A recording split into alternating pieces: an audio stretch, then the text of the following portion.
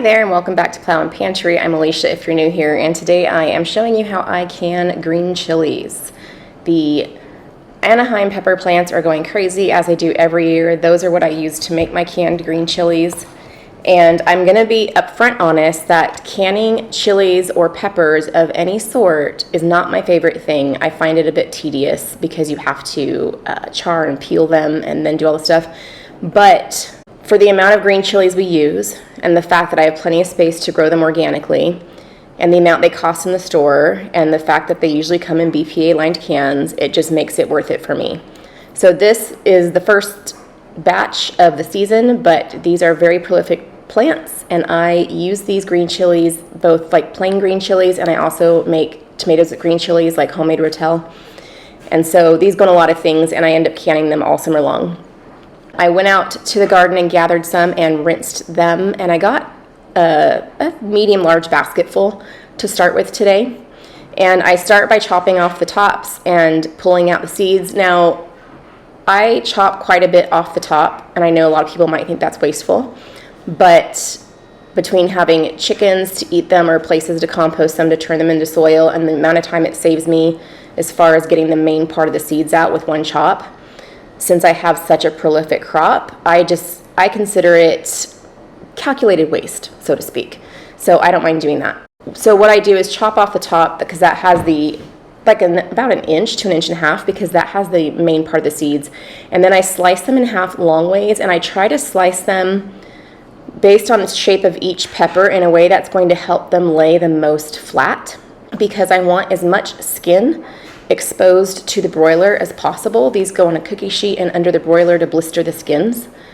And I just like to, if you cut them, sometimes they're a little bit more oval shaped than perfectly round. And so if you cut them the way that they have more facing up, because you put cut side down on the cookie sheet, then more of the skin gets blistered. And that's important to me just because blistering the skin is what makes it easy to remove. So for safe canning practices, you do have to remove the skins of peppers that you can. It has to do with bacteria that is harbored in the skins and stuff like that. But to be honest, while I do remove the skins, if I have a tiny bit here or there that's hard to get off, I just leave it and can it. I figure these are getting heated to like 500 degrees in the broiler, plus they're being pressure canned. If there's a little bit of skin here or there, to me, I'm not bothered. I think it's safe, but make your own choice with that. So what you see me doing here is I stick it under the broiler 6 to 8 minutes, and then I pull it out. I'm kind of rotating as I go. I'm chopping more peppers and getting them ready for the next sheet while 2 sheets are in there, baking sheets. And I pull out and put into a bowl all the ones that are done. They're ready, and I cover it tightly with plastic wrap because you want them to sweat. This is what makes the peels easy to remove. And then I keep any on the tray that are not all the way blistered because, like I said, that's the part that makes it easier to remove. The more wrinkly and blistery your skin, the easier it will be to remove. So don't under blister your peppers. And then I put plastic wrap on that and I keep going. And I think I got 4 trays out of this, if you consider how many I rotated back onto the next tray because they weren't done, maybe 3.5. But that is what I started with. And then once they are all done and they're sitting in the bowl you want them to cool down enough to handle, but you don't want them cold. The skins are easiest to remove when you have them still warm as you can get them and still handle the heat. When they get cold, it gets hard again to remove. When it's hot, they're not as easy to remove.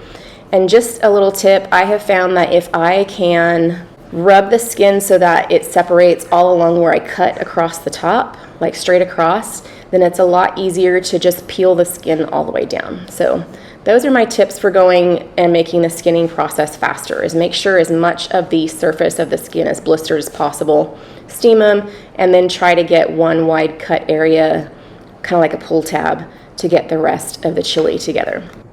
I did decide this year to try and keep those peels and dehydrate them and make like a pepper powder, a green chili powder, and see if maybe I want to use it. I have done it before. It's been a long time since I have, but I have dehydrated tomato peels and made a tomato powder. I haven't done it in a while. I think I'm going to do it again this year.